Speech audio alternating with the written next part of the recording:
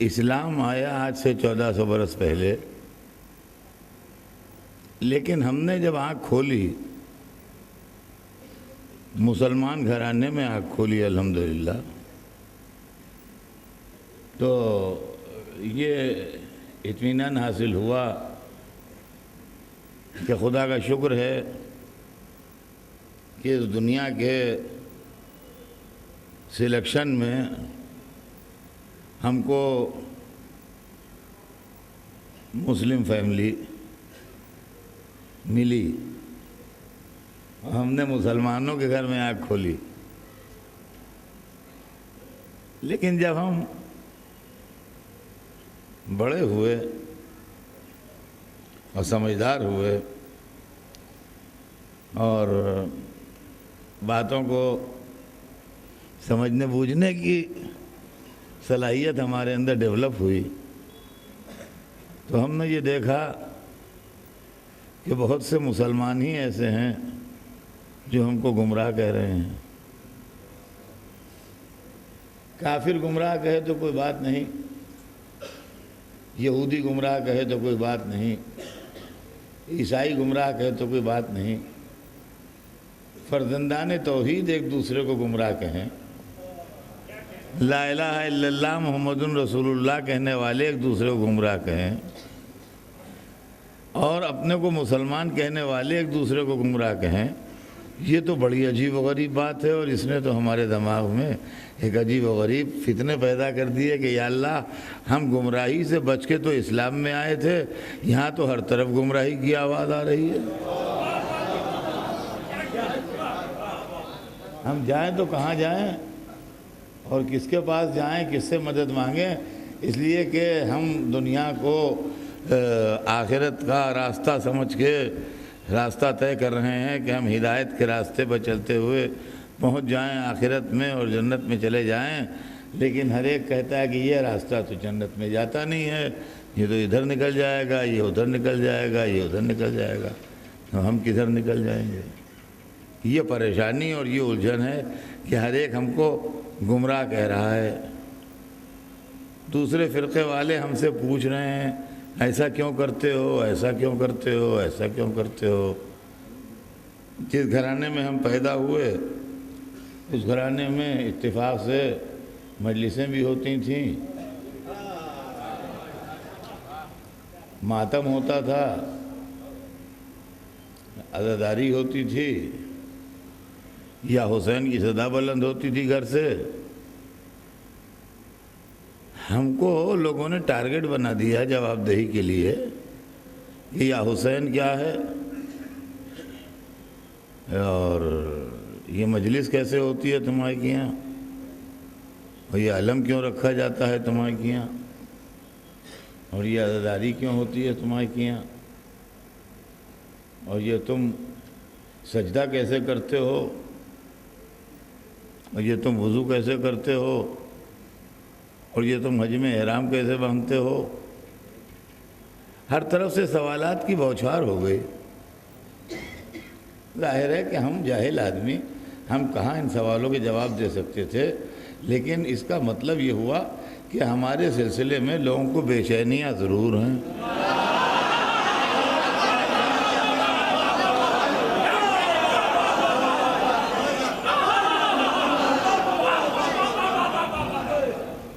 تو ہم نے یہ سوچا کہ پھر اب ہم یہ سوچیں کہ اس میں صحیح کیا ہے، غلط کیا ہے،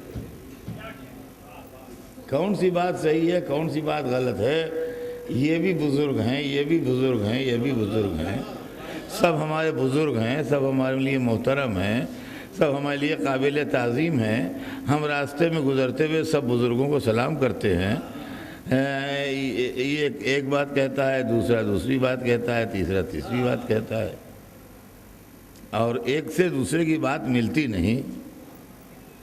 اور جہاں تک ہم پوچھتے ہیں کہ آپ کو مذہب کیا ہے آپ کا، کہتے ہیں مسلمان ہیں، ہم مسلمان ہیں۔ تو سوال یہ، جب مسلمان ہیں تو اختلاف کا ہے دیکھیے غور سے سنیے گا اس کو، جب مسلمان ہیں تو اختلاف کا ہے کہا کہ بھائی اختلاف یہ ہے کہ ہمیں تو اس طرح بتایا گیا ہے. ان سے پوچھا، انہوں نے کہا بھائی ہمیں اس طرح بتایا گیا ہے. ان سے پوچھا، انہوں نے کہا ہمیں اس طرح بتایا گیا ہے. ہم نے اپنے گھر میں آ کے پوچھا اپنے باپ سے، اپنے دادا سے، اپنے بزرگوں سے کہ یہ آپ نے ہمیں کیا تعلیم دی ہے جو ہر ایک ہم سے پوچھا کرتا ہے. تو ان کا بھائی ہمارے بزرگوں نے، ہمارے عالموں نے ہمیں اس طرح بتایا.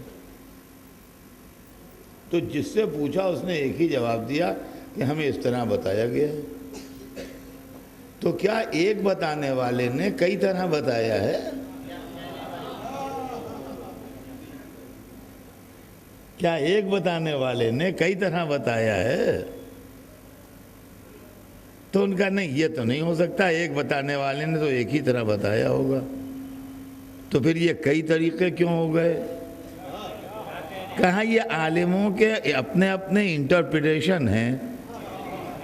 تو معلوم ہوا جہنم میں ہم اسلام کی وجہ سے نہیں جائیں گے، مولویوں کے انٹرپریٹیشن.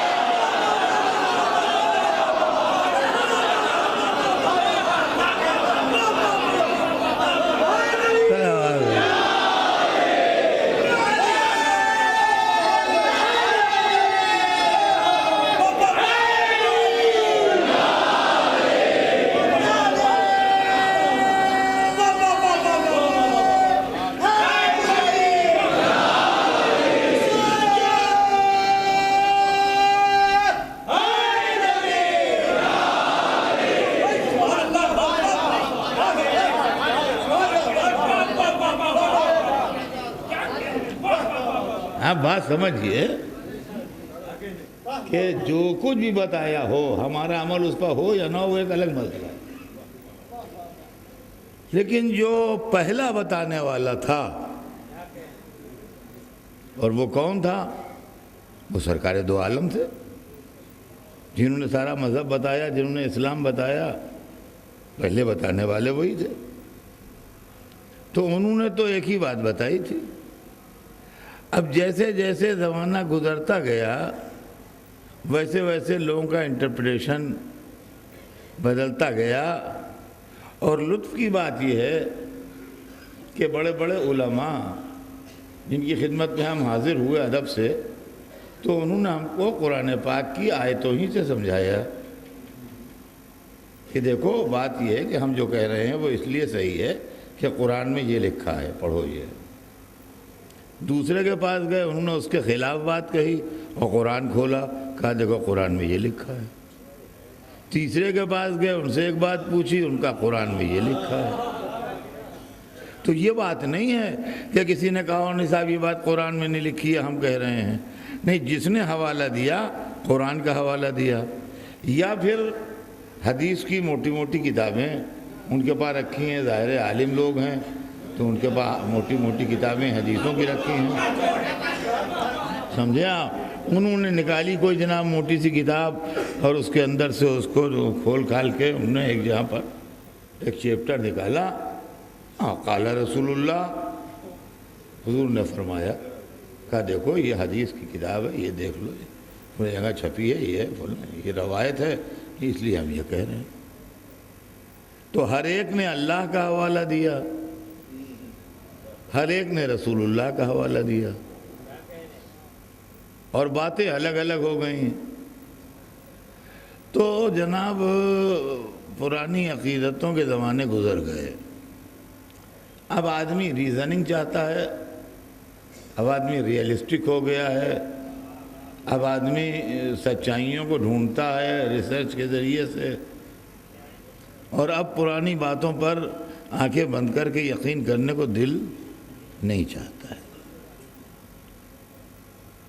سو ہم نے کہا کہ جب رسول نے ایک بات بتائی اور اللہ نے بھی ایک بات کہی، تو کیا ہم یہ مان لیں کہ قرآن میں کنٹراڈکشن ہے یا رسول کی حدیثوں میں کنٹراڈکشن ہے کہ جیسا آیا اس کو ویسی بتا دی؟ تو جب علماء کے پاس دوبارہ گئے ہم کہ سرکار یہ بتائیے کہ کیا قرآن میں کنٹراڈکشن ہے؟ کہیں گے معاذ اللہ معاذ اللہ، قرآن میں کنٹراڈکشن کیسے ہو سکتا ہے؟ کیا تم نے یہ آیت نہیں پڑھی قرآن میں کہ اگر یہ قرآن اللہ کے علاوہ کسی اور کی طرف سے ہوتا تو تم اس میں اختلاف کثیر پاتے؟ قرآن میں کنٹراڈکشن نہیں ہو سکتا، قرآن ایک ہی بات کہتا ہے۔ اچھا، تو سرکار کیا رسول کے اقوال میں کنٹراڈکشن ہے، اختلاف ہے؟ کیا بکتے ہو تم؟ کیا تم نے قرآن میں یہ نہیں پڑھا کہ وما ينطق عن الهوى ان هو الا وحی یوحی؟ یہ تو بولتی ہی نہیں جب تک وحی نہیں ہوتی، تو کیا وحی میں کنٹراڈکشن ہے جو رسول کے کلام میں ہوگا؟ تو نہ وحی میں اختلاف ہے، نہ قرآن میں اختلاف ہے، نہ خدا نے الگ الگ باتیں کہی ہیں، نہ رسول نے الگ الگ باتیں کہی ہیں۔ تو اب الگ الگ باتیں آپ ہی نہ سمجھائی ہیں،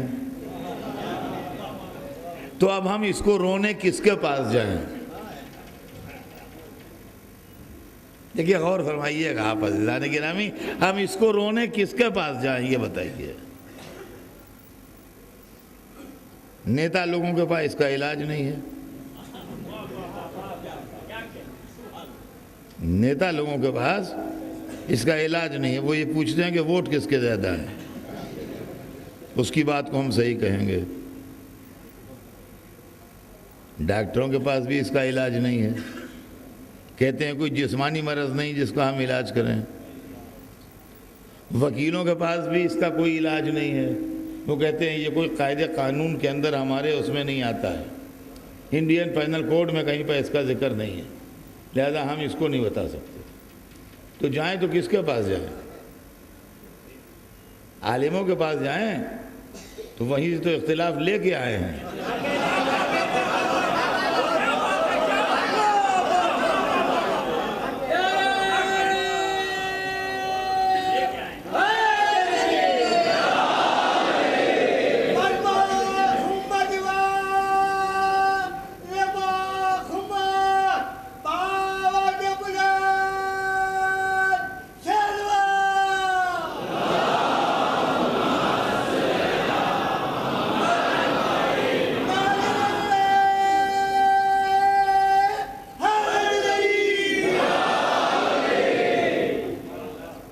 تو اب کہاں جائیں؟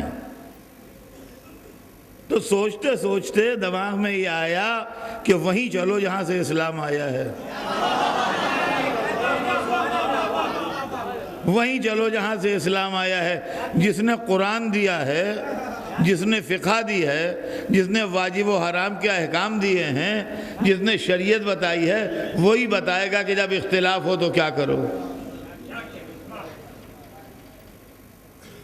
اور تو اب ہم سیدھے رسول اللہ کی خدمت میں حاضر ہوئے۔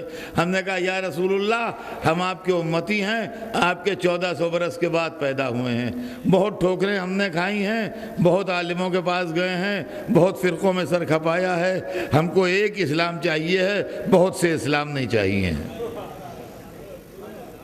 یہ بتائیے کہ کیا آپ نے بہت سے اسلام بتائے تھے یا ایک بتایا تھا؟ کہا میں نے تو ایک بتایا تھا۔ تو کہا بہت سے کیسے ہو گئے؟ کہا یہ لوگوں کی اپنی اپنی تعویلیں ہیں۔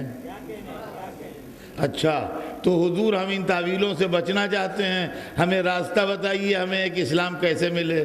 کہا کہ میں نے بتا دیا تھا راستہ، لوگوں نے تمہیں بتایا نہیں۔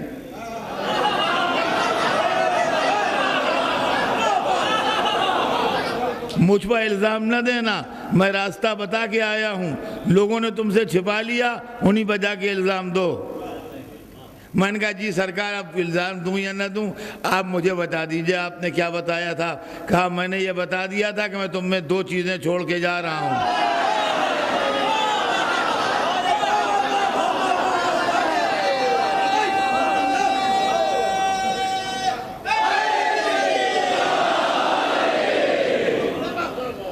میں تم میں 2 چیزیں چھوڑ کے جا رہا ہوں، ایک اللہ کی کتاب، ایک اپنے اہل بیت۔ اور یہی نہیں خالی، بلکہ میں نے یہ بھی کہا تھا کہ ما ان تمسکتم بہما، جب تک ان دونوں کے دامن سے لپٹے رہو گے،